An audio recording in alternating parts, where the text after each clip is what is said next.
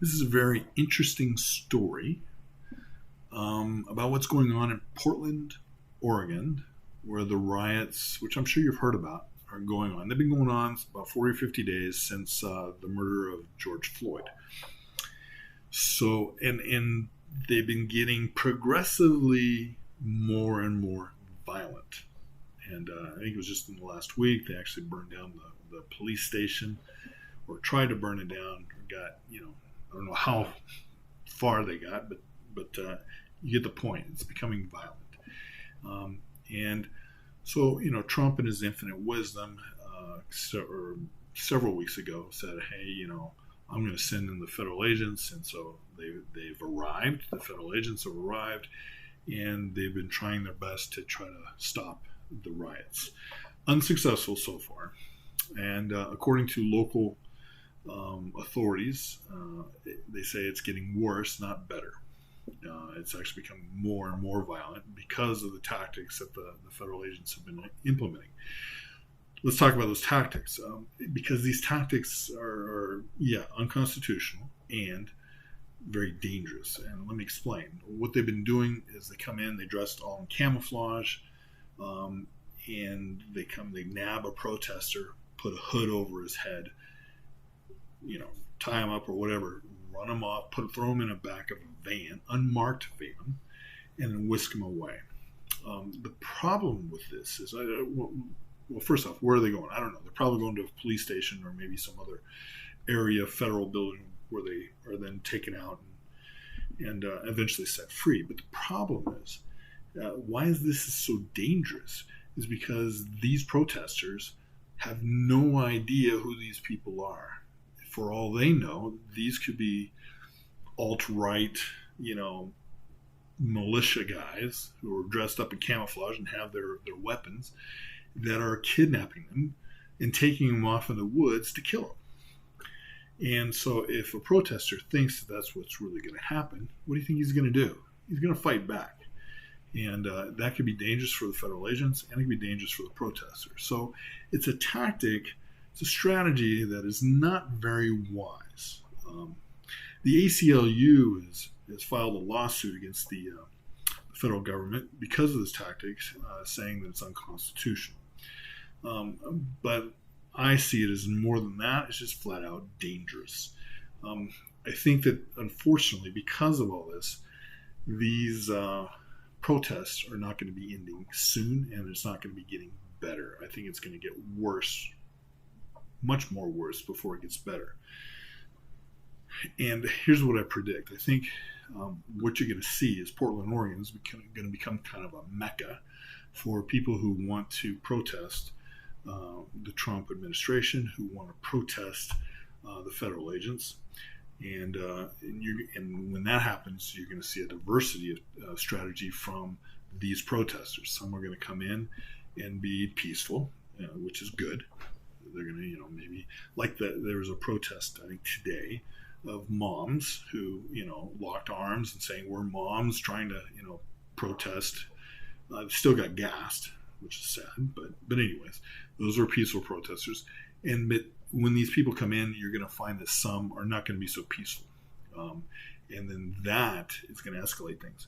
If they have the same problems that we had here in Las Vegas, they might even, some of these people that are going to go to Portland to help protest could actually be from the alt-right, who are going there to try to stoke the flames even higher, trying to, make it even more violent with the intent of trying to cause a civil war. I think if you've seen some of my posts about the people that were arrested here in Vegas, they're part of a group called Boogaloo, which is their goal is to start a civil war. So it's really bad. It's really bad. And I don't think it's going to get better. I think it's only going to get worse, and it's probably not going to last a couple of weeks. It's probably going to last months, and I suspect it's going to go all the way to the election. I really do fear that it's going to turn deadly, because as people keep, Trump's people are escalating things, and the protesters are escalating, and everyone's escalating.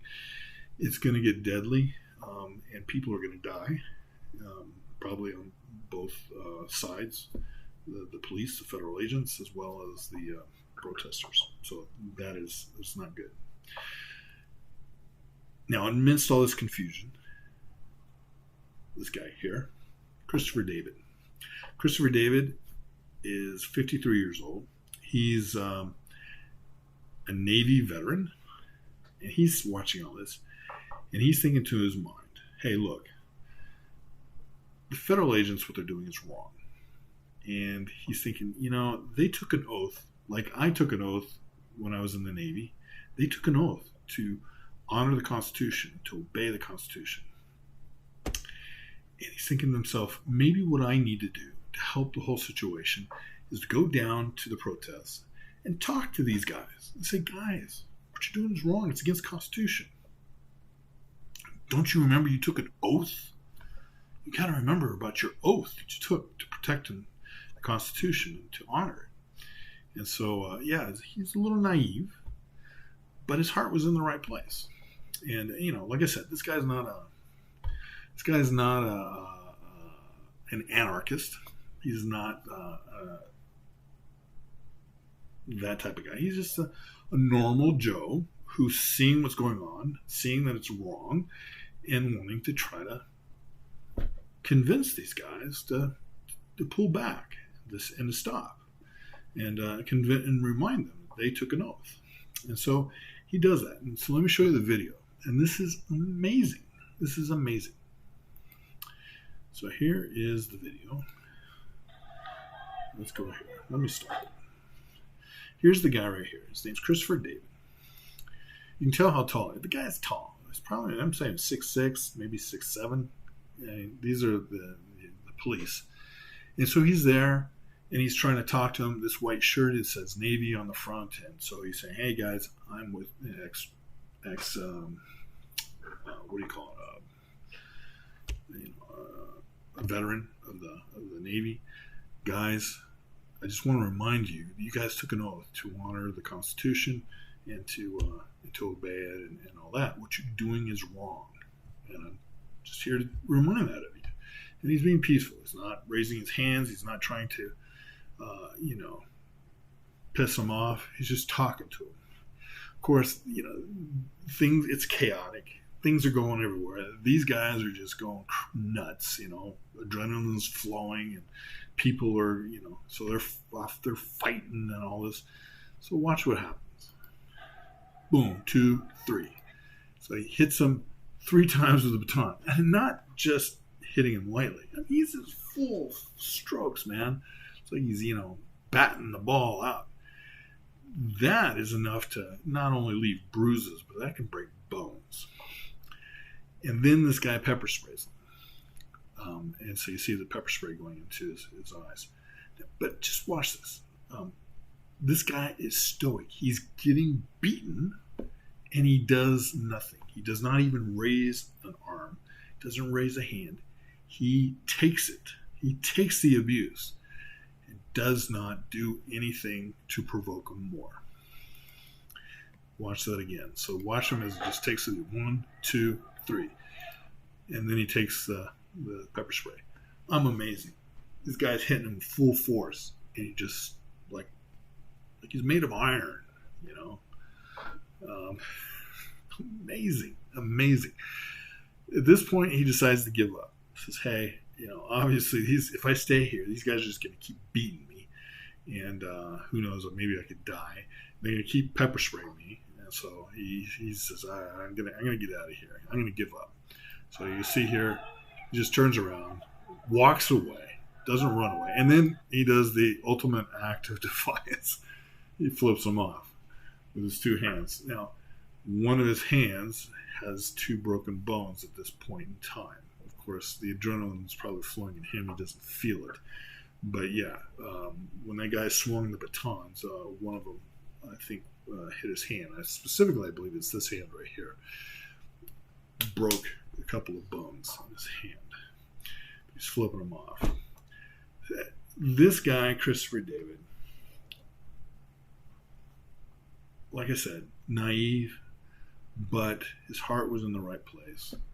He's trying to do something that's positive. He's going up. He's trying to convince these guys of what they're doing is unconstitutional. It's going to be up to the courts to decide that. But he's doing his best, and he's not fighting back. He took the beatings, and he did not fight back. That to me is most admirable. Most admirable. And I just wanted to say to the guy, my hat's off to you. And thank you for being an American.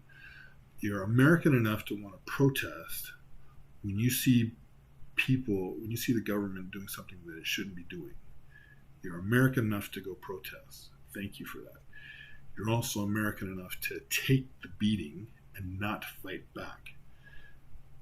Amazing. Amazing. Some people call this guy a hero. Yeah, I'm one of them. This guy's a hero in my estimation.